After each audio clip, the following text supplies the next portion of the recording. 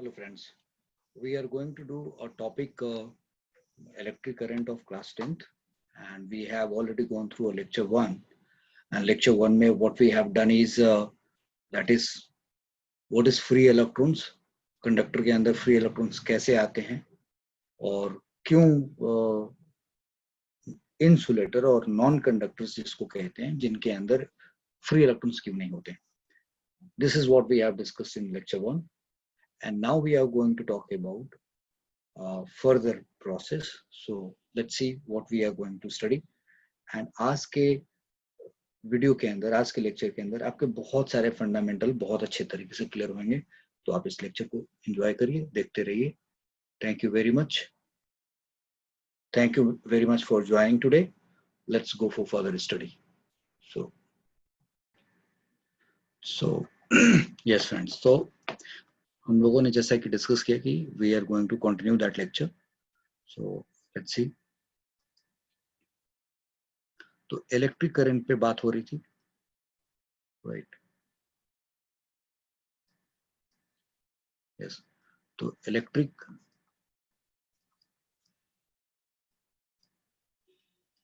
Current पे बात हो रही थी, यानी कि जो हम लोग इलेक्ट्रिसिटी चैप्टर पढ़ रहे हैं, वी आर जस्ट इलेक्ट्रिसिटी पढ़ रहे हैं और उसी इलेक्ट्रिसिटी की बात कर रहे हैं. This is what we are going to talk about. तो जैसे मैंने बताया कि हम लोगों ने पिछले लेक्चर में वी नो दैट कंडक्टर और नॉन कंडक्टर वुड में, I mean metals and non metals में क्या डिफरेंस है, हमने इसके बारे में अच्छे से पढ़ लिया. दैट इज फ्री इलेक्ट्रॉन्स का फर्क है. नाउ इतना जानने के बाद अब छोटा सा सवाल ये है, like I put a question here and let's see how do you respond this question. Like I take this a conductor, this is a conductor, and इस कंडक्टर को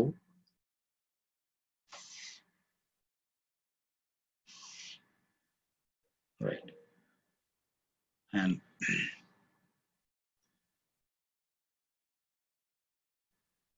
इस कंडक्टर को हमने राइट. अब we know this is a conductor. आपको पता है कि ये कंडक्टर है, आपको पता है कि ये कंडक्टर है. And we have not connected this conductor with any battery. हमने इसको किसी बैटरी से कनेक्ट नहीं किया है, किसी भी सेल से कनेक्ट नहीं किया है. We have not attached with any battery. किसी भी सेल के साथ हमने कनेक्ट नहीं किया. तो उस केस में मतलब नो सोर्स और you know this is a conductor. और आपको पता है कि इसके पास क्या है, फ्री इलेक्ट्रॉन्स है. क्या है? फ्री इलेक्ट्रॉन्स है. Like this are the free electrons है इसके पास. तो ये फ्री इलेक्ट्रॉन्स जो हैं इसके अंदर वो रैंडमली ट्रेवल करते हैं. मतलब दिस इलेक्ट्रॉन्स कीप मूविंग इसके अंदर सबके सब इलेक्ट्रॉन्स फ्रीली मूव करते हैं. तो my question to all of you is that कि अगर ये कंडक्टर है, अगर हम इसको बैटरी से कनेक्ट ना करें या किसी सेल से इसको कोई एनर्जी सप्लाई ना करें, तो डू यू थिंक कि इसके अंदर कोई करंट पास होगा? तो आंसर आपका क्या होगा? No current. Means if no source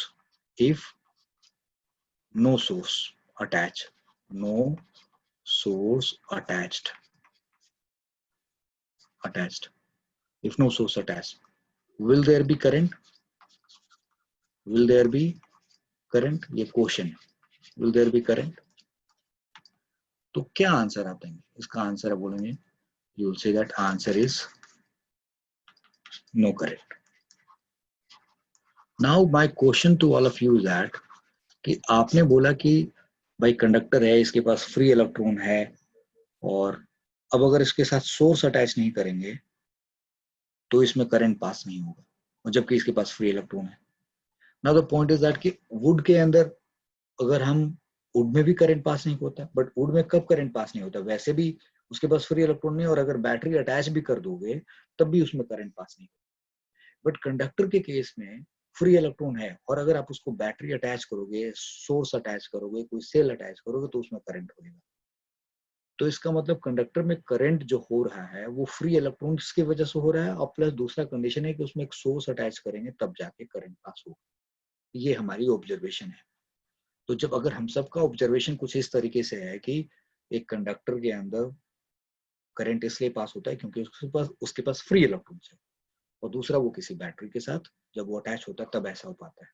so now my question to you is कि ऐसा क्या होता है कि कंडक्टर को जब हम किसी सेल से अटैच करते हैं तो ही करंट पास करता है, उसके पहले करंट क्यों नहीं पास होता? तो इस सवाल का जवाब हमें ढूंढना है, और इस सवाल का जो जवाब है हमारा, वही हमें इलेक्ट्रिक करंट के डेफिनेशन की तरफ लेके जाएगा। तो पहले तो मैंने आपसे जो पूछा कि इलेक्ट्रिक करंट जो इलेक्ट्रिसिटी पढ़ रहे हैं, इसमें हमने पढ़ा है कि भाई ये कंडक्टर है, कोई सोर्स नहीं लगाया, if no source attach will there be any current? Will there be any current? Like, will there be any current? Answer is no. तो अब अगर आंसर नो है तो सबसे पहले करंट होता क्या है हम उसको पढ़ते हैं, करंट के डेफिनेशंस की तरफ चलते हैं, और फिर धीरे धीरे हम इस बात को समझने की कोशिश करते हैं. So let's see here what we are going to deal with this. So you see there is a word called, this is word called current. क्या नाम है इसका? करंट. तो आप करंट का मतलब समझते क्या हो? What actually you understand by current? तो करंट के लिए, करंट को हम लोग लिखते हैं, this is, you see, I would like to say that current पढ़ने से पहले, जब हम करंट की बात करते हैं तो करंट पढ़ने से पहले हम एक और वर्ड सीखते हैं और फिर हम उस पे आएंगे. There is a word called flow. What? Flow. Current को हम लोग, I should say that, Hindi में धारा कहते हैं. TH, धारा. दिस इज धारा, ये है धारा. सो करंट का मतलब होता है धारा, और एक वर्ड होता है फ्लो. फ्लो का मतलब होता है प्रवाह. प्रवाह. सो धारा और प्रवाह दोनों में क्या फर्क होता है? What is current and what is प्रवाह? तो जब कोई चीज झुंड में, जैसे आपने फ्लो का मतलब प्रवाह, तो मैं एक वर्ड यूज करूंगा, water flow. Water flow, air flow. फिर आपने एक वर्ड यूज किया traffic flow. Traffic flow, right. Water flow, air flow, traffic flow, ऐसे यू कैन से. किसी भी गैस की बात करें, गैस फ्लो. ठीक है. उसी तरीके से आप एक और वर्ड यूज करें, इलेक्ट्रॉन फ्लो. तो इन वर्ड्स का मीनिंग क्या? फ्लो मीन्स लाइक, ठीक है. सो 1 2 3 4 5, मैंने ये वर्ड यूज किया, फ्लो, प्रवाह. सो फ्लो मीन्स जब कोई चीज, जैसे वाटर फ्लो, मतलब वाटर के बहुत सारे मॉलिक्यूल्स एक साथ एक पर्टिकुलर डायरेक्शन में जाए जा रहे हैं, तो हम उसको क्या कहेंगे? Right, water flow. तो flow means collective motion. Collective motion. Collective motion, जब कोई चीज कलेक्ट होकर के, मैंने बहुत सारी चीजें इकट्ठे ऐसे जा रही हैं, सो कलेक्टिव मोशंस जो है, राइट, और उसको हम लोग फ्लो कहते हैं, कलेक्टिव मोशन को एक साथ. सो नाउ द पॉइंट इज कि जैसे वाटर फ्लो है तो वाटर मॉलिक्यूल्स फ्लो करेंगे, एयर मॉलिक्यूल्स है तो एयर के मॉलिक्यूल्स फ्लो करेंगे, ट्रैफिक फ्लो है तो व्हीकल्स बहुत सारी जा रही होंगी, गैस फ्लो तो गैस के मॉलिक्यूल्स जा रहे होंगे, इलेक्ट्रॉन फ्लो होगा तो बहुत सारे इलेक्ट्रॉन्स कलेक्टिवली, मतलब बहुत सारे इलेक्ट्रॉन्स एक साथ झुंड में जा रहे हैं. आपने अक्सर आसमान में देखा होगा बहुत सारे बर्ड्स एक साथ फ्लाई करते हुए ग्रुप में जा रहे हैं. So that's a, you know, बहुत सारे बर्ड्स कलेक्टिवली ट्रेवल कर रही हैं. That is what we are trying to talk about it. So the idea is, I said that, अभी तक मैंने आपको जो वर्ड समझाया कि भाई फ्लो क्या चीज है, what is flow, what is flow. तो फ्लो समझ लिया. अब फ्लो अगर हमने समझ लिया तो नाउ द क्वेश्चन इज, ये धारा क्या चीज होता है? What is the meaning of dhara? धारा का क्या सीन है भाई? So like I should tell you that this is called rate of flow. यानी कि करंट जो होता है वो रेट ऑफ फ्लो होता है. सो मतलब जब हम कोई चीज फ्लो कर रही हो, जब कोई चीज फ्लो कर रही हो और उसके फ्लो करने का रेट हम मेजर करें, जब कोई चीज फ्लो कर रही हो उसके फ्लो करने का हम रेट मेजर करने लगे, भाई वो किस रेट से फ्लो जा रहा है, तो उसको हम लोग करंट कहते हैं. तो मैंने आपको ये समझाना था। यहाँ पे मैंने ये बताया कि भाई इसमें बैटरी लगाने पे ही करंट पास होगा, सेल लगाने पे ही करंट पास होगा, अदरवाइज करंट पास इसमें नहीं होगा। हमें इस सवाल का जवाब समझना है, और इसको समझाने के लिए मैंने आपको क्या किया है, यहाँ पे I have started talking about this current किसको कहते हैं, धारा किसको कहते हैं, राइट, और फ्लो किसको कहते हैं। तो ये है कलेक्टिव मोशन, और जिसको धारा कहते हैं, करंट कहते हैं, तो that is called rate of flow. So अब रेट ऑफ फ्लो में हम क्या मेजर करेंगे? फ्लो मीन्स कलेक्टिव फ्लो, मतलब बहुत सारी चीजें एक साथ जा रही हैं। जब रेट ऑफ फ्लो की बात करेंगे, it means we are trying to measure कि how many things, how many water molecules, how many gas molecules, how many vehicles, how many gas molecules, how many electrons are flowing.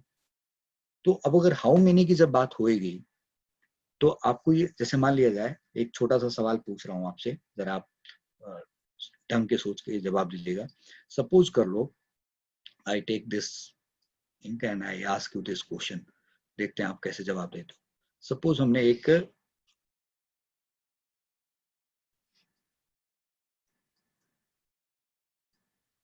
I take this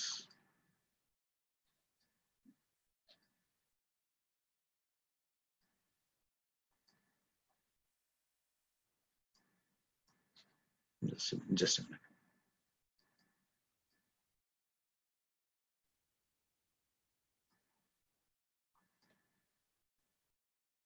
I take this. Now I have taken these two lines. फिर एक ऐसा लेते हैं, बहुत ध्यान से समझना है, और ये लिया, हमने दो पाइप बनाए, और अब आप देखो कि समझने की बात है इसमें। मैं आपको ना, एक्चुअली बहुत सारे टीचर ना इस टॉपिक को कुछ इस तरीके से धड़ाधड़ ये बता देते हैं कि देखो इसमें ये क्वेश्चन पूछा जाएगा, ये आंसर होगा। जब आप टर्निंग पॉइंट पे पढ़ रहे हो, तो आपको क्वेश्चन और आंसर्स, किस क्वेश्चन का क्या आंसर लिखना है, इसका डर होना ही नहीं चाहिए। जब आप कोई चीज बहुत बेहतर तरीके से समझ जाते हो, right, then you can write it in your own manner, and from there, यानी उसी जगह से आपको पता चलता है कि हाँ, आप मुझे सब्जेक्ट की समझ है। तो हम और आप इसलिए नहीं जुड़े हैं कि किस क्वेश्चन का क्या आंसर है, हम और आप इसलिए जुड़े हैं ताकि आपको सब्जेक्ट कितना बेहतर समझ में आता है उसकी बात होगी। My experience must help you to understand you the subject, right? You can understand the subject very deeply. तो मैंने करंट की बात की, हमने समझ लिया कि फ्लो क्या होता है, कलेक्टिव मोशंस होता है। करंट की बात करें तो रेट ऑफ फ्लो की बात होता है। तो जब रेट ऑफ फ्लो की बात करेंगे, तो मैं अब आपसे यहाँ पे छोटे छोटे दो सवाल पूछ रहा हूँ मैं। यहाँ पे मैंने एक पाइप लिया, और इस पाइप और इन दोनों पाइप में किस बात का फर्क है, इन दोनों पाइप में किस बात का फर्क है? तो यू विल से दैट इस वाले पाइप का एरिया छोटा है सर, ये वाला एरिया छोटा है। If I name this A1, इस एरिया को, और इस एरिया को मैं नाम दूं A2, राइट, इसका जो एरिया है इसका नाम A2, तो यू विल से सर A2 बड़ा है किससे? A1 से, ठीक है। तो इसका मतलब कि अगर मान लो कि यहाँ फ्लो हो रहा हो किसका, इलेक्ट्रॉन का, या तो मैं यहाँ पे दोनों केस में मैं इलेक्ट्रॉन फ्लो को दिखाना चाहता हूँ। सपोज कर लो I use this particular thing to make you understand, या लेट्स से अभी इलेक्ट्रॉन को हम लोग इसी से दिखा रहे हैं, तो इसी से दिखा रहे हैं। सपोज मैंने यहाँ पे इलेक्ट्रॉन्स लिया इस तरीके से, राइट, ठीक है। रेट क्या चीज है, आप थोड़ा समझिएगा मेरी बात। तो अगर मैं आपसे पूछूं कि भाई ये जो दो डायग्राम दिखा रहे हैं आपको, मैंने यहाँ पे जो दो डायग्राम दिखा दिया, यहाँ पे और यहाँ पे, सो योर टीचर से दैट करंट को रेट ऑफ फ्लो कहेंगे, ठीक है भाई, रेट ऑफ फ्लो कहेंगे। तो रेट का मतलब क्या हुआ भाई, कितना फ्लो किया ना, किससे? तो कहोगे अरे यार इसके थ्रू कितना फ्लो कर रहा है, तो मैंने किससे फ्लो कर रहा है, तो बोलोगे अच्छा एक काम करते हैं, एक छोटा सा एरिया ले लेते हैं, इस एरिया से कितना पास कर रहा है। तो जब इस एरिया से आप पास करने की बात करें कि इस एरिया से कितना पास कर रहा है, तो अगर मैं इन दो को कंपेयर करूं, तो आपको नहीं लग रहा है कि ये थोड़ा क्रॉस सेक्शन एरिया बड़ा है, तो आपको लगेगा कि इसमें ज्यादा लोग जाएंगे, तो इसलिए इसमें करंट थोड़ा क्या होगा, ज्यादा होगा, और इसमें थोड़ा करंट कम होगा। कुछ इस तरीके की फीलिंग आ सकती है आपके दिमाग में। तो मैं आपको ये डायग्राम किस बात के लिए लेके आया, ये सिर्फ ये समझाने के लिए कि जब आप रेट ऑफ फ्लो की बात करेंगे, तो देखो आपको लगेगा ना कि इसमें ज्यादा चीजें जाएंगी और उसमें आपको लगेगा कम चीजें जाएंगी, वो अलग बात है कि हम इसके बारे में भी बाद में बात करेंगे। There will be a topic resistance जब हम पढ़ेंगे तो उसके बारे में और डिटेल से बात करेंगे। तो फिलहाल जब रेट ऑफ फ्लो की बात करेंगे तो आपको लग रहा होगा कि हाँ, इसमें इलेक्ट्रॉन का फ्लो किसी भी एक पर्टिकुलर डायरेक्शन में कम होगा और उसमें इलेक्ट्रॉन का फ्लो किसी एक पर्टिकुलर डायरेक्शन में ज्यादा होगा। तो भाई इसमें ज्यादा इलेक्ट्रॉन्स पास करेंगे तो उसमें करंट ज्यादा जाएगा। तो रेट ऑफ फ्लो का मतलब ये हुआ that we need to measure how much electrons are flowing from, I mean will say through a cross section. Electrons क्यों? तो हम इलेक्ट्रॉन कहने के बजाय चार्ज कहते हैं। तो how much charge is flowing through a cross section, कितने टाइम, 1 घंटे में? नहीं, तो हम लोग 1 सेकेंड का मापदंड बनाएंगे। तो एक तरीके से हम लोग करंट का एक डेफिनेशन लिखने के पोजीशन में आ गए। तो अब मैं आपको करंट का डेफिनेशन लिखता हूं और फिर आपको और आगे समझाता हूं। So we are talking about like this. So electric current का मतलब, इलेक्ट्रिक करंट वर्ड का मतलब क्या हुआ? इलेक्ट्रिक करंट का मतलब हुआ it is rate of flow of rate of flow of charge, rate of flow of charge। और वी नो चार्ज किसकी वजह से? भी हम इलेक्ट्रॉन की बात कर रहे हैं। तो ऐसा नहीं करेंगे कि इलेक्ट्रॉन, इलेक्ट्रिक करंट का मतलब इलेक्ट्रॉन फ्लो की बात हो रही है। It is rate of flow of charge.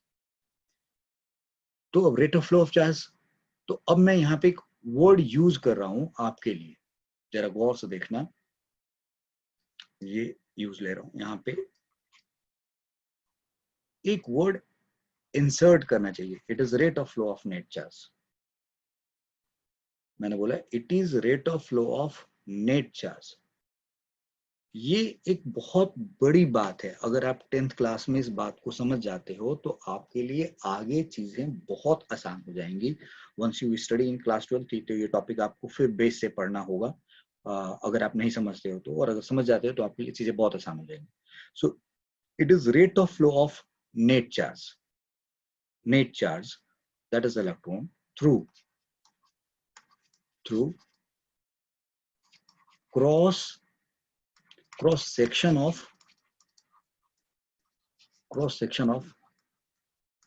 conductor, means metal की बात हो रही है यहाँ पे। It is rate of flow of net charge through cross section of conductor। ये लिखा हुआ, तो रेट लिखा हुआ है मतलब पर यूनिट टाइम की बात हो रही है, 1 सेकेंड की बात हो रही है। What is electric current? It is rate of flow of net charge through cross section of conductor। That's what electric current is। तो अब अगर मैं ये नेट वर्ड ना लगाऊं तो क्या होगा, और नेट लगाऊंगा तो क्या होगा? That is what the point is. तो ये मैंने नेट वर्ड क्यों लगाया, इसको भी समझना है।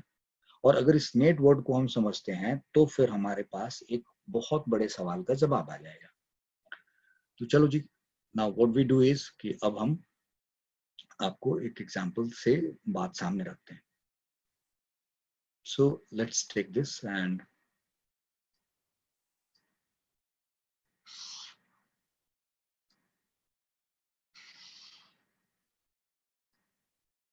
ठीक है। आपने याद किया कि अभी पीछे मैंने आपसे एक सवाल कुछ इस तरीके से किया था कि यहाँ पे भाई अगर आपने अटैच नहीं किया, या कंडक्टर है जिसके पास फ्री इलेक्ट्रॉन है, तो जब तक आप सेल नहीं लगाओगे तो करंट पास नहीं होगा। यही सीखा ना हमने। तो अब जरा इस बात का भी जवाब ढूंढना, और नेट क्यों लगाया इसका भी जवाब ढूंढना है। तो यू नो कंडक्टर है, मैं 2-3 बात लाइक हाईलाइट करके लिख रहा हूं। वी नो दैट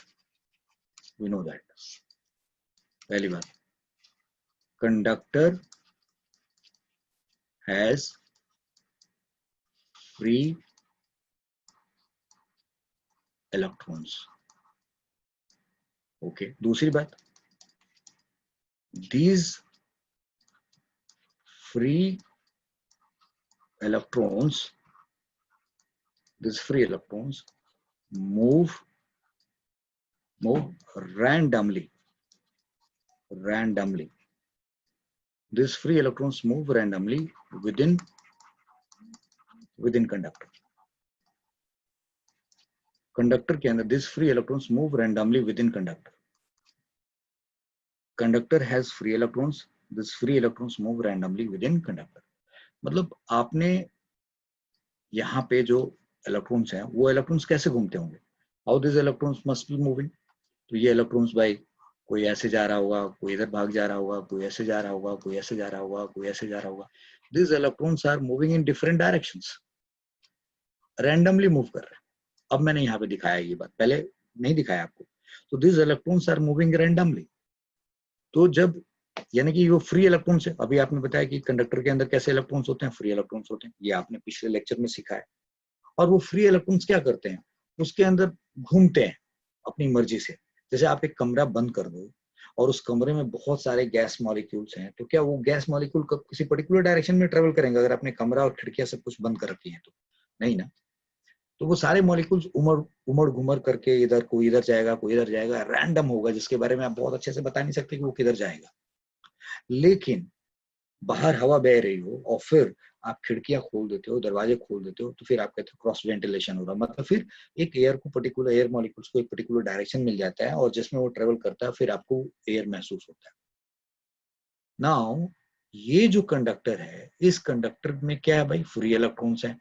और वो फ्री इलेक्ट्रॉन्स कैसे घूम रहे हैं, रैंडमली घूम रहे हैं।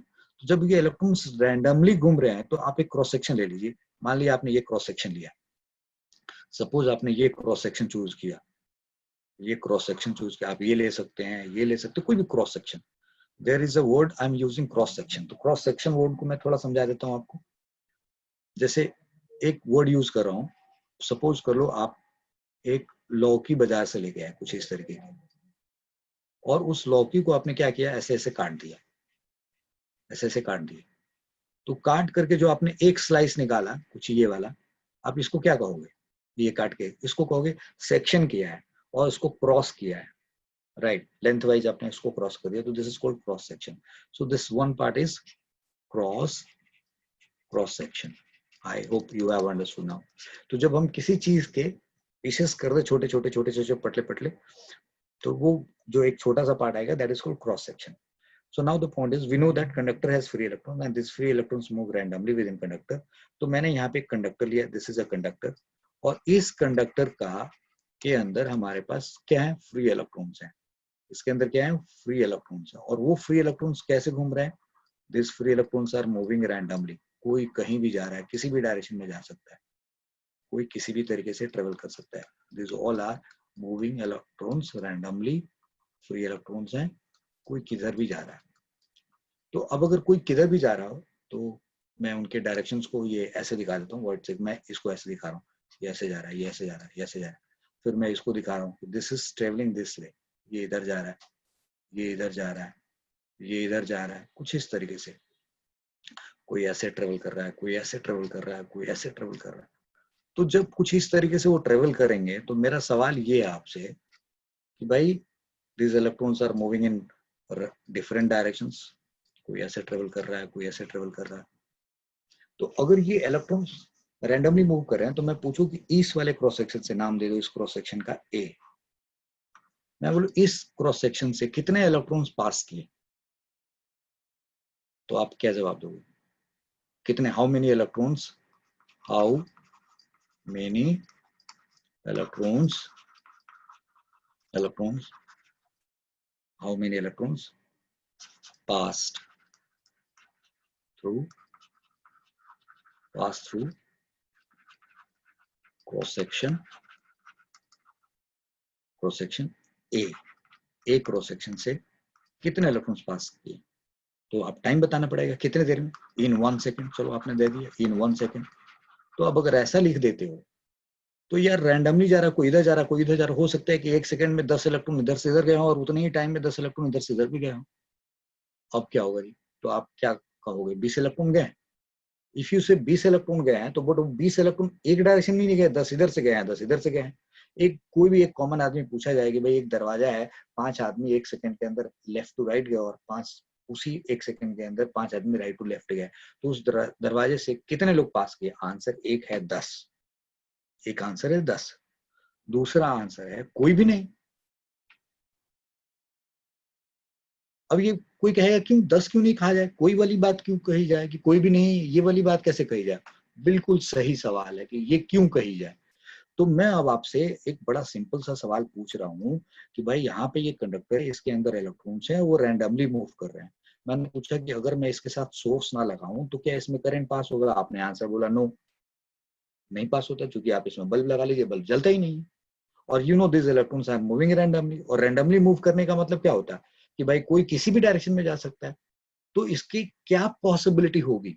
एक बात, अगर मैं कहूँ कि 5 इलेक्ट्रॉन इधर लेफ्ट टू राइट गया और 5 इलेक्ट्रॉन ऐसे गया और उसको 10 माना जाए, तो 10 इलेक्ट्रॉन के फ्लो होने की वजह से करंट होना चाहिए, लेकिन करंट तो यहाँ है नहीं। आप समझ रहे हैं मेरी बात? मैं रिपीट कर रहा हूँ। अगर आप ये मानते हैं कि 5 इलेक्ट्रॉन यहाँ से इधर गया और 5 इलेक्ट्रॉन ऐसे गया, चलो तुम 5-5 ही मत मान, बोलो कि 5 ऐसे गया और 7 ऐसे ही चला गया, तो तुम कहो 12 इलेक्ट्रॉन्स गए। तो 12 इलेक्ट्रॉन की वजह से जो इसमें करंट होना चाहिए वो तो यहाँ है ही नहीं भाई, क्योंकि आपने तो कोई बैटरी लगाई नहीं है, तो करंट होता ही नहीं। तो अगर आपने सेल नहीं लगाया है, तो अगर आप ऐसे मानेंगे कि 5 इलेक्ट्रॉन्स लेफ्ट टू राइट गए हैं और 7 इलेक्ट्रॉन राइट टू लेफ्ट गए हैं और 12 पास हुए हैं और फिर भी करंट पास नहीं हो रहा है, तो चार्ज का तो फ्लो हो रहा है बट करंट नहीं हो रहा, तो गड़बड़ हो जाएगा, राइट? लेकिन जैसे बैटरी लगाते हैं तो करंट पास होने लगता है, वही फ्री इलेक्ट्रॉन्स करंट कॉज करने लगते हैं। इसका मतलब क्या है, होता क्या होगा? अब ये हम दिमाग लगा के समझे तो बहुत सिंपल सी बात है। हम लोग एक एक डायरेक्शन का सेंस लेते हैं। कोई लेफ्ट टू राइट गया तो उसको हम प्लस, मतलब उसको लेफ्ट टू राइट गया तो हम उसको गेन मानेंगे, और अगर राइट टू लेफ्ट आया तो उसको हम लॉस मानेंगे। तो अगर मैं एक क्रॉस सेक्शन से 5 लोगों को, 5 इलेक्ट्रॉन को लेफ्ट टू राइट भेज दिया तो 5 गेन हुआ, और राइट टू लेफ्ट अगर 5 इलेक्ट्रॉन आ गए तो 5 लॉस हो गया, तो टोटल कितना हुआ? 0। तो इसका मतलब कि उस क्रॉस सेक्शन से टोटल चार्ज कितना पास हुआ? 0। तो करंट कितना हुआ? 0। तब तो लगता है कि हाँ सर, ये वाली घटना एक्सप्लेन हो जाएगी इस तरीके से, राइट? एक और अगर हम कहें नहीं सर 5 ऐसे गए और 7 ऐसे गए, तब तो भाई 5 का इधर जाना गेन और 7 का इधर जाना यानी कि लॉस, तो टोटल कितना हुआ? -2 का लॉस हुआ। तो अगर ऐसे मानेंगे तब तो यहाँ 2 की वजह से क्या होना चाहिए? करंट होना चाहिए। तो ये बात तो यहाँ करंट तो है नहीं। इसका मतलब हम लोग मजबूर हो जाते हैं एक बात को कहने के लिए कि अगर कंडक्टर को किसी सेल से कनेक्ट नहीं करते तो इसके जो इलेक्ट्रॉन्स है, जो कि मोबाइल हैं, वो फ्री इलेक्ट्रॉन्स हैं, वो फ्री इलेक्ट्रॉन किसी भी क्रॉस सेक्शन से जितना लेफ्ट टू राइट जाते हैं 1 सेकंड के अंदर, उतने ही इलेक्ट्रॉन राइट टू लेफ्ट आ जाते हैं उसी 1 सेकंड के अंदर। तो उस क्रॉस सेक्शन से नेट चार्ज कितना पास हुआ? 0। लेकिन जब हम कोई सेल लगा देते हैं, कोई बैटरी लगा देते हैं, तो जब बैटरी लगा देते हैं तब क्या हो जाता है? अब मैं आपको ये आगे लेके चल रहा हूँ इस बात को। So let's see, I am taking again this diagram and फिर देखते हैं कि how do we deal with this. थोड़ा पेशेंस रखिएगा।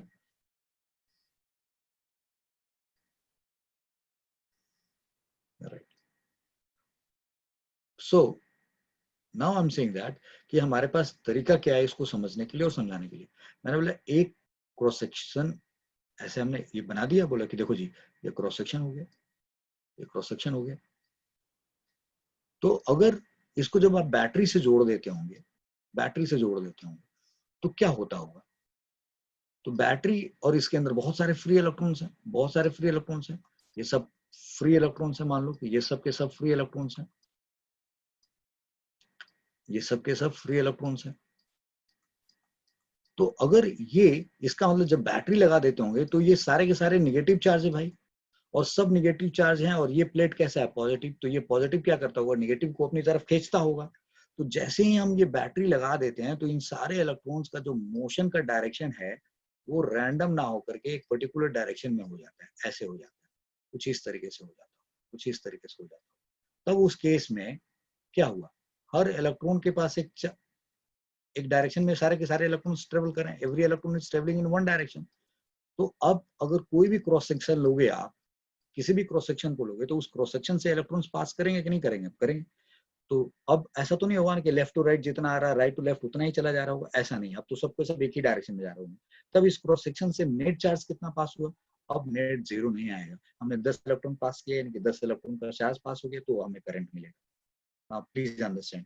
यानी कि अगर हम ऐसे समझते हैं कि सेल लगाने से वो जो इलेक्ट्रॉन्स हैं उनको सेल का पॉजिटिव टर्मिनल अपनी तरफ खींचता है और नेगेटिव उनको अपने से दूर भगाता है, तो उस हालत में वो इलेक्ट्रॉन्स एक पर्टिकुलर डायरेक्शन में मजबूर हो जाते हैं ट्रेवल करने के लिए, और फिर किसी भी क्रॉस सेक्शन से flow measure, rate of flow measure किया जा सकता है कि कितने चार्ज उससे गुजर रहे हैं 1 सेकंड के अंदर, और फिर हम करंट मेजर कर लेते हैं और करंट वैसा पास होता भी है, राइट। और जब ये नहीं होता तो हम ये मानेंगे कि रैंडमनेस की वजह से 5 इधर जाते होंगे तो 5 इधर आते होंगे, 10 इधर से इधर आते होंगे तो 10 इधर से इधर जाते होंगे, तो नेट चार्ज क्या हो जाता होगा, 0, और करंट नहीं मिलता होगा। लेकिन हम उस केस में ये नहीं मानेंगे कि रैंडम की वजह से, हम ये क्यों नहीं मान लेते कि 5 इधर से इधर आया और 2 7 इधर से इधर चला गया, तब तो वहां नेट 2 इलेक्ट्रॉन का मोशन हुआ, फिर तो करंट मिलना चाहिए, लेकिन करंट मिलता नहीं। तो जब करंट मिलता नहीं है तो इसका मतलब हमें क्या मानना पड़ेगा, 5 यहाँ से इधर गए और 5 यहाँ से इधर गए। तो फिजिक्स जब पढ़ते हैं हम लोग, तो जो घटनाओं को जो बाहर से दिखती है हमें, उन घटनाओं के बेसिस पे हम लोग अंदर के एक्सप्लेनेशंस को समझते हैं और फिर वो एक्सप्लेनेशन समझ करके सामने रखते हैं वर्ल्ड के सामने, और फिर उसके बड़े सारे एक्सपेरिमेंटल प्रूफ मिल जाते हैं हमें। तो this is how we develop this.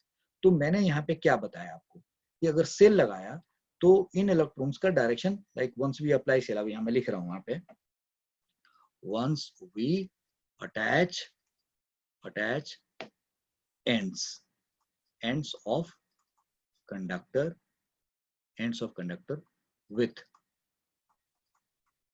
terminals of cell और बैटरी। अगर टर्मिनल्स ऑफ सेल और बैटरी के साथ हम जोड़ दें उसको, then electrons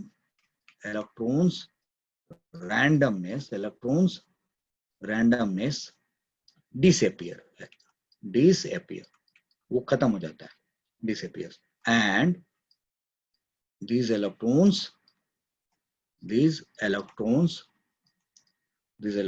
move in one direction that is towards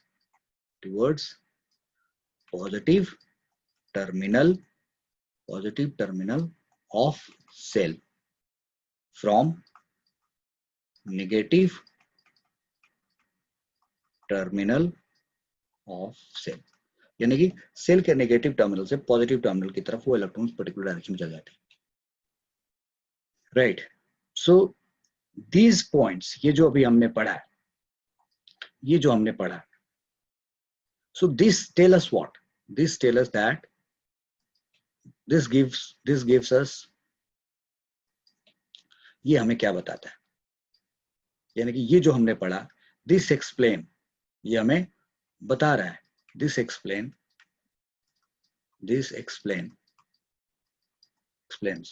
why do current is observed through conductor when cell, battery source is attached। ये बता रहे। अब यहाँ पे ठीक है, ये बात समझ में आ गई कि भाई इलेक्ट्रॉन का फ्लो, इसका मतलब we are saying that these are electrons, और ये electrons, sorry, these are electrons, और these electrons are flowing in this particular direction। एक मिनट बच्चों, आप लोग एक चीज मिटा देना, ठीक रहेगा।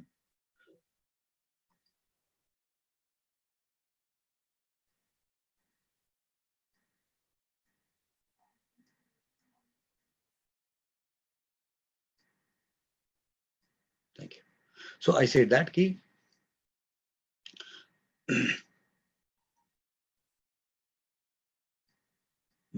तो ये जो इलेक्ट्रॉन्स है, ये इलेक्ट्रॉन्स फ्लो करने का डायरेक्शन है, direction of electron flow. What I am writing, direction of electron flow, ये इलेक्ट्रॉन फ्लो का डायरेक्शन, इस तरीके से इलेक्ट्रॉन फ्लो करेगा इसमें, ये arrow direction of electron flow का। So now look at this, what I said. अब यहाँ पे बड़ी सिंपल सी बात होगी कि मैंने बोला है इलेक्ट्रिक करंट क्या है, it is rate of flow of net charge.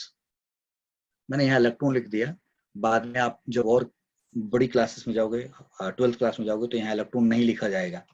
मैं आपको गलत नहीं पढ़ा रहा हूँ, लेकिन इतना ज्यादा डिटेल 10th में आपको बता भी नहीं सकता है, इलेक्ट्रॉन्स एंड होल्स के बारे में बता नहीं सकता, और बताना नहीं चाहिए वरना लेक्चर बहुत लंबा हो जाएगा। तो इसलिए मैं आपको सिर्फ लिमिटेड बता रहा हूँ। तो यहाँ पे चार्ज का मतलब, अभी हम मूविंग इलेक्ट्रॉन्स की बात कर रहे हैं, So it is the rate of flow of net charge through cross section of conductor or metal, right? ये इलेक्ट्रिक करंट का डेफिनेशन बना. दिस इज डेफिनेशन है इसका डेफिनेशन. ये डेफिनेशन हम लोगों ने क्यों बनाया भाई ऐसा? भाई बड़ी सिंपल सी बात है. फ्लो होता है, कलेक्टिव मोशंस को कहते हैं, करंट कहते हैं, तो हम रेट मेजर करते हैं, रेट ऑफ फ्लो करते हैं. अब इलेक्ट्रिक करंट की बात करें तो rate of flow of electric charge करेंगे, दैट इज इलेक्ट्रॉन्स करेंगे. अब रेट की मेजर करेंगे तो हम कहेंगे कि भैया किस जगह से कितना पास हुआ. भाई छोटा क्रॉस सेक्शन है, बड़ा क्रॉस सेक्शन है, तो बड़ा वाला होगा तो उसमें क्या हुआ, ज्यादा जाएगा, तो इसका मतलब कम और ज्यादा हमें नंबर के फॉर्म में चाहिए होगा. तो हम उस आंकड़े को, उस डाटा को यूज करेंगे और उस डाटा को यूज करके हम फॉर्मूला बनाएंगे और फिर क्वेश्चन सॉल्व करेंगे.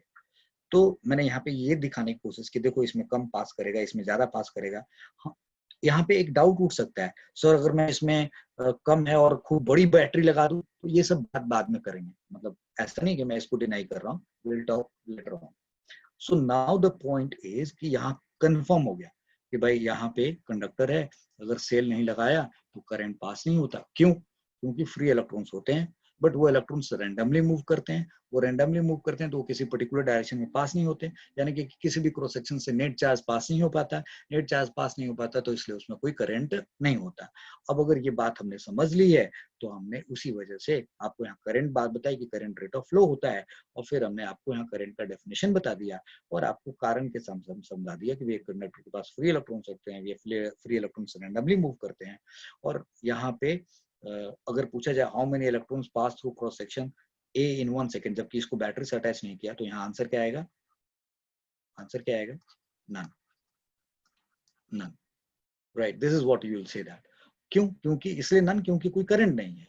और फिर मैंने क्रॉस सेक्शन भी आपको समझा दिया और फिर आपको यहाँ पे बताया कि this is how current passes.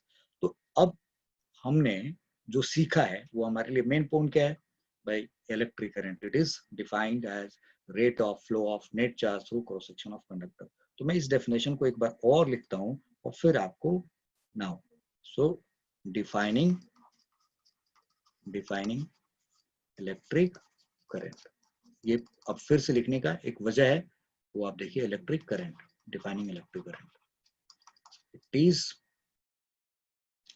it is rate of flow, it is rate of flow of net charge.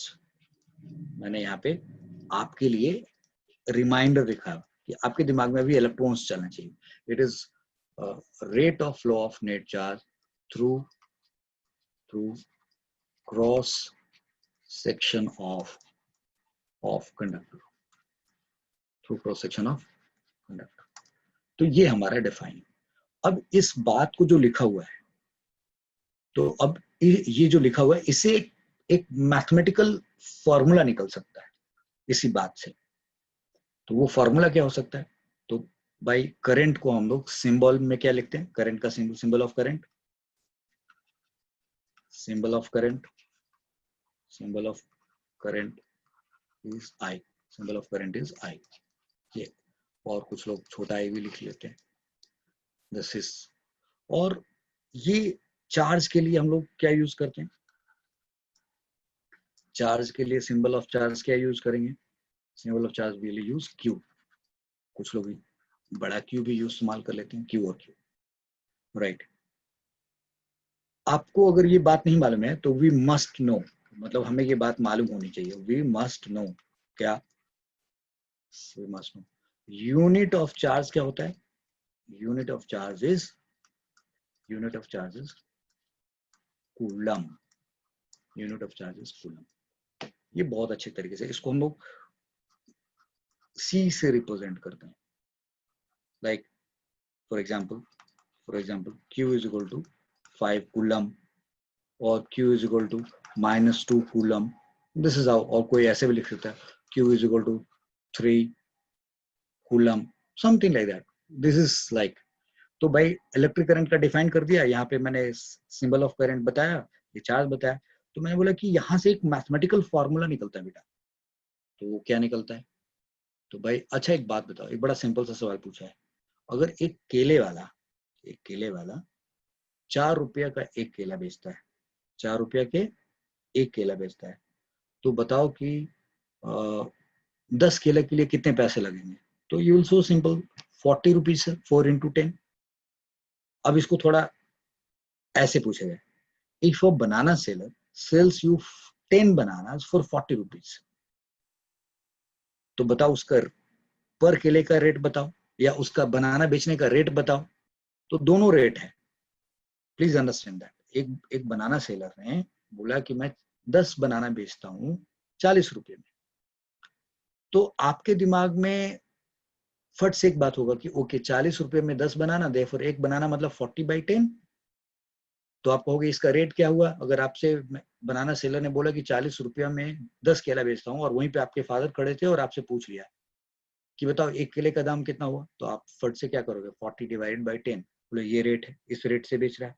तो रेट में ऑलवेज क्या होता है? एक न्यूमरेटर होता है, एक फिजिकल क्वांटिटी होती है ऊपर, और एक नीचे डिनोमिनेटर में फिजिकल क्वांटिटी होता है। तो जब यहाँ कहा जा रहा है it is rate of flow of net charge, तो यहाँ रेट कहने में न्यूमरेटर कौन है? चार्ज। और डिनोमिनेटर कौन है बेटा? टाइम। बहुत अच्छे तरीके से ये बात याद रखना। आई सेड रेट जब भी पढ़ते हैं तो एक ऊपर न्यूमरेटर होता है और एक डिनोमिनेटर होता है। तो यहाँ पर rate of flow of charge पढ़ रहे हैं, तो ऊपर कौन होगा? न्यूमरेटर कौन हो गया? चार्ज। और डिनोमिनेटर कौन हो गया? टाइम। भाई कितना चार्ज कितने टाइम में। तो यहाँ एक फॉर्मूला डेवलप हुआ। सो this is telling us a formula है। तो इससे हमने क्या सीखा? यहाँ पे यहाँ फॉर्मूला है, दैट इज रेट का मतलब I is equal to Q, कितना चार्ज पास हुआ कितने टाइम में। या हम ऐसे भी लिख सकते हैं Q अपॉन P। ये एक बहुत बेहतरीन फॉर्मूला डेवलप हो गया हमारे पास, राइट? आप लोगों को समझ में आया नहीं आया? Let me tell you, this formula can be placed in this kind of bracket. ये एक बहुत बढ़िया सा फॉर्मूला हमने डेवलप कर लिया।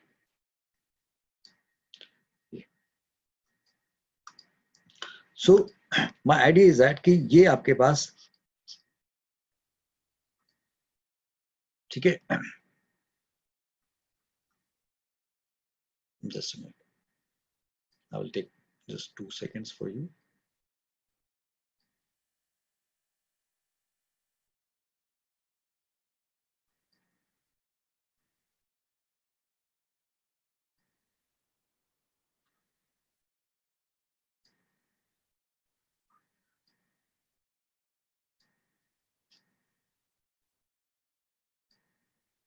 ये काम करते बेटा, जस्ट a minute, ये पूरा मिटा देते।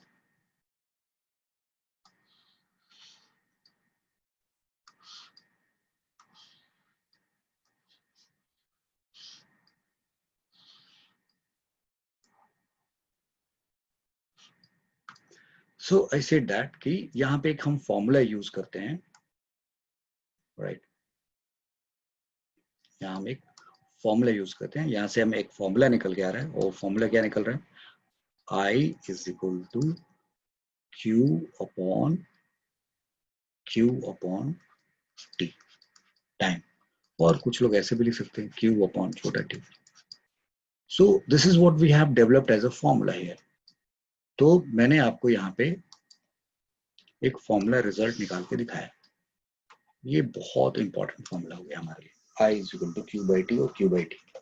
तो ये कहां से निकाला? It is rate of flow by net charge through cross section of conductor. और इसी बात को हमने मैथमेटिकल फॉर्म में, यानी कि ये इसका मैथमेटिकल फॉर्मेट है बेटा। This is it's, this statement has mathematical format. Mathematical formulation मतलब कोई बात आप कहते हो तो उस बात से मैथमेटिकल मीनिंग निकल सकती है, तो ये मैथमेटिकल फॉर्मुलेशन होगा। तो अब हमारे पास करंट के लिए I is equal to Q by T होगी, राइट? अब ये Q का यूनिट क्या होता है? कूलम। और टाइम का यूनिट आपने भी पढ़ा होगा, सेकंड। यानी कि चार्ज का चार्ज का यूनिट कूलम, टाइम का यूनिट सेकंड, तो I का यूनिट क्या हो गया? Coulomb per second. तो अब मैं आपको अगले पेज पे ये बात समझाना चाहूंगा कि now we know that unit of current क्या होगा? What is this unit of current? तो वी नो दैट, क्या हम जानते हैं साहब? दैट अभी हमने पीछे एक फॉर्मूला पढ़ा, I is equal to Q by T और Q बाई T छोटा Q upon T.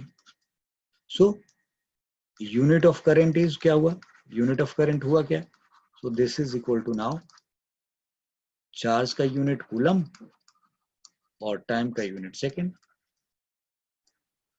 Right. So this is coulomb per second, coulomb per second. We must know what we must know. It's a very important thing. We must know that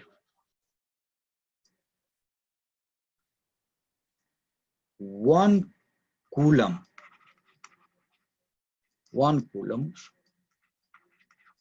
is equal to 1 ampere. 1 ampere. बच्चा लोग बात समझ में आया आपको?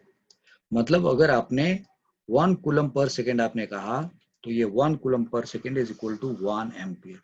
ये 1 ampere होता है. This 1 coulomb per second is 1 ampere. And इसको शॉर्ट में A लिख सकते हैं. We can also write this is equal to 1A, right? So it means finally 1 coulomb per second is equal to 1 ampere. That's what the point is.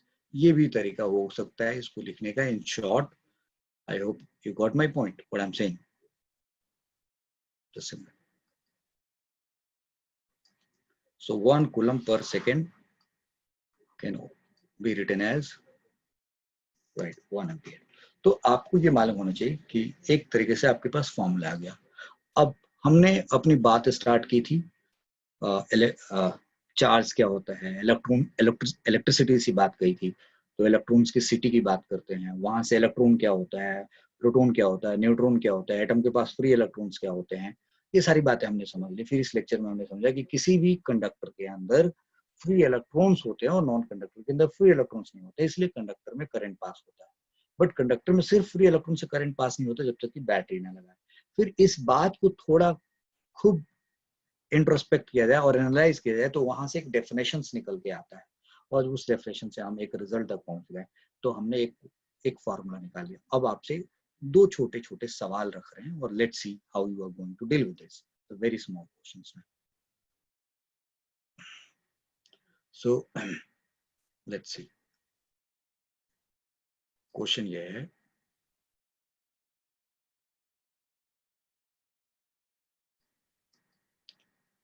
this is right. In a conductor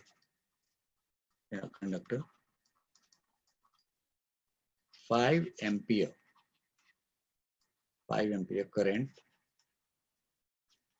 current is passing. In a conductor 5 ampere current is passing. Then find how many coulomb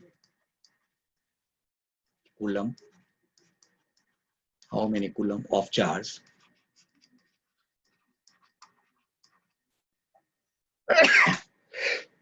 sorry. So how many coulomb of charge, then find how many coulomb of charge is passing through cross section number one. What? In 1 second. In 1 second. 1 second. दूसरा in 5 seconds. In 5 seconds. ये question आपका. अब आप इसका answer क्या करेंगे? How will you write the answer of this? So what I'm doing is, जो भी बच्चा आपके दिमाग में आ चुका, आपको वीडियो पॉज कर लेना चाहिए और फट से इसका क्वेश्चन का आंसर कर लेना चाहिए और फिर आपका अपना आंसर आगे देखना चाहिए कि आपने इसके साथ कैसे आपका आंसर सही है या नहीं. मैं आपको सॉल्व करके दिखाता हूँ. So in a conductor 5 ampere current is passing. आपने लिखे रखा आपके 5 एम्पियर का करंट पास हो रहा है. तो भाई you know that I is equal to Q upon T, this is what we know, right. तो पहले पार्ट को सॉल्व कर, I is equal to Q by, मतलब हमें मालूम है, और this implies Q is equal to what, I into T. तो पहले पार्ट का सॉल्व ये होगा, Q is equal to I कितना है 5 एम्पियर, और टाइम कितना हुआ जी 1 सेकेंड। तो अब आप जरा यहां से देखो, आपने 1 coulomb per second is 1 ampere, तो 1 ampere into second is what 1 coulomb. भाई एम्पियर को सेकंड से मल्टीप्लाई करो तो क्या आ जाएगा, कूलम आ जाएगा। So here I would like to let you know that, ये तो हमने पढ़ा ही पढ़ा है, यहाँ से हम एक फॉर्मूला और भी निकाल सकते हैं, Q is equal to I T. So this I would like to make you understand very nicely कि ये बहुत ही इंपॉर्टेंट फॉर्मूला है, Q is equal to I T, मतलब इसको भूलना नहीं है। तो हम लोगों ने एक तरीके से एक ही फॉर्मूला से, राइट, ये और ये दोनों मतलब निकाल लिए। ये तो हमारे पास बेसिक है, that is a basic formula.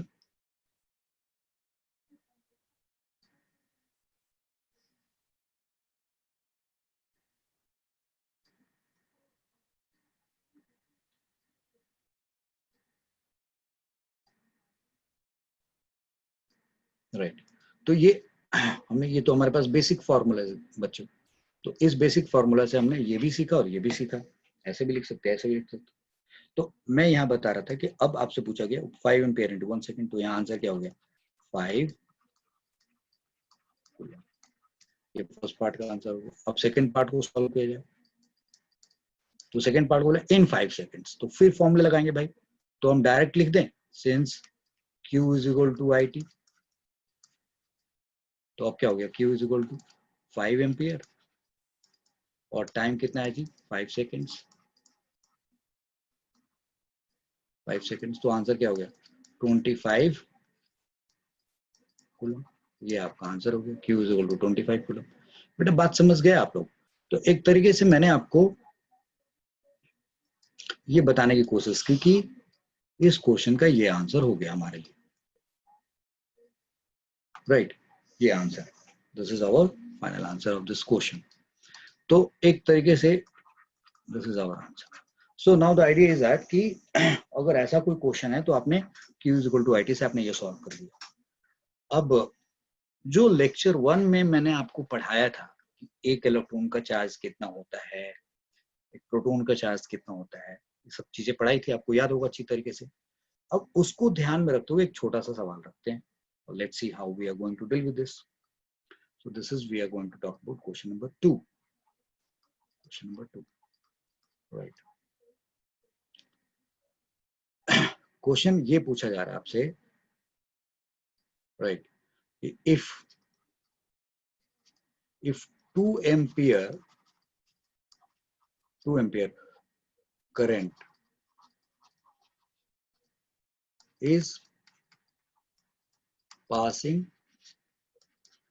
through conductor for 3 seconds, 3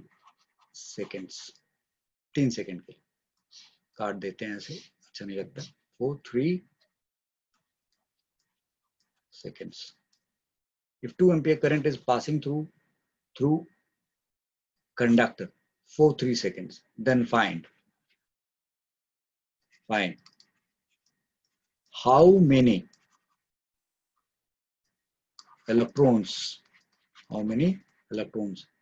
have passed through cross section, how many electrons has passed through cross section in given time, ये सवाल है बेटा।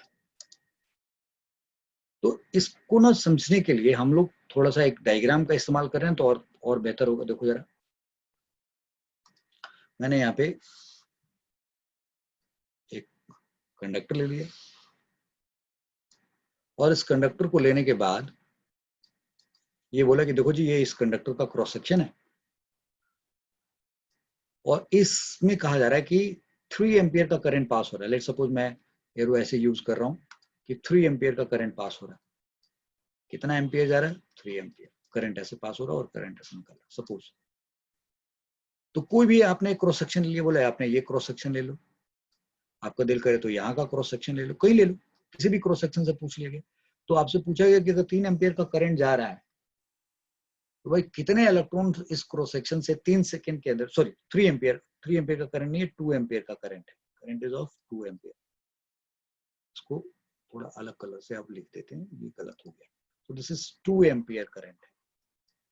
तो अगर 2 एम्पियर का करंट पास हो रहा है, इससे 2 एम्पियर का करंट पास हो रहा है, तो इस क्रॉस सेक्शन से कितने इलेक्ट्रॉन्स पास हो सकते, यही सवाल है हमारा, how many electrons has passed. So we know that, अब यहाँ पे बता रहे हैं, वी नो दैट, सॉल्व करने जा रहे हैं हम, वी नो दैट। सॉल्यूशंस की बात हो रही है, so let's talk about solution. तो क्या कर रहे हैं हम लोग यहाँ पे, we know that Q is equal to I T, ये फॉर्मूला पढ़ा है। So therefore Q is equal to क्या हुआ, एम्पियर 2 और time 3, so we can say 6 coulomb, 6 coulomb हो गया। अब जो मैं बता रहा हूं कुछ बच्चों को दिक्कत होगी अगर सिर्फ ये लेक्चर देख रहे होंगे, तो you all are requested to go to the lecture 1 and then you take this information from there and फिर यहाँ पे आइए। तो ये 6 कूलम हो गया। We know that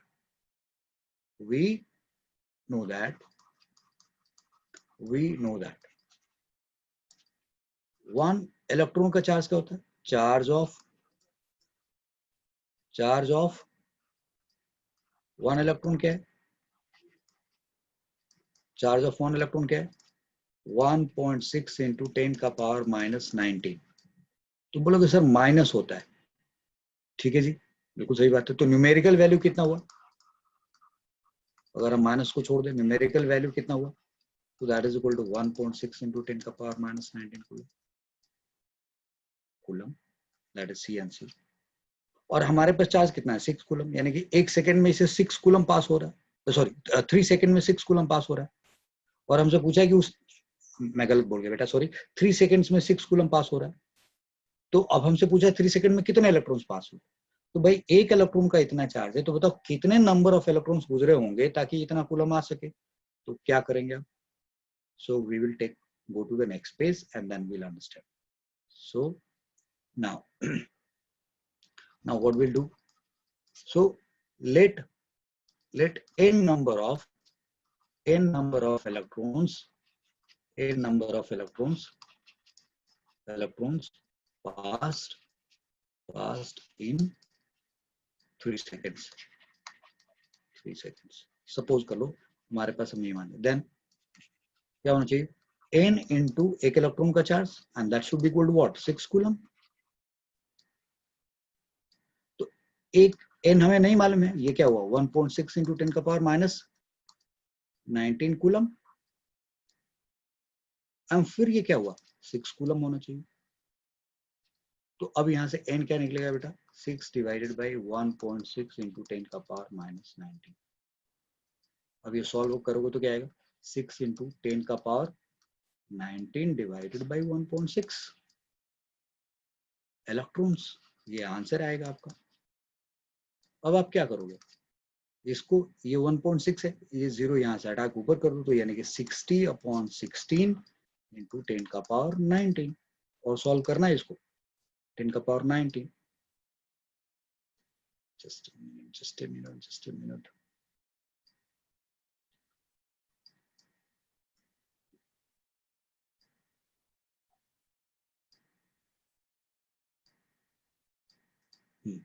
So I said, तो हमने बोला 10 का ऊपर पावर 19 हो गया ये दिस। अब इसको आप सॉल्व कर दो यार, 600 बना दो अपॉन 16 कर दो और 10 का पावर 18 इलेक्ट्रॉन्स लिख दो। अब इसको सॉल्व करो तो क्या आएगा बेटा, 16 3 जा 48, then 12 120, then 16 7 जा 112, बचा क्या 8, now 37.5 into 10 का पावर 18। और अगले स्टेप में लिखो 375 into 10 का पावर 17 इलेक्ट्रॉन्स।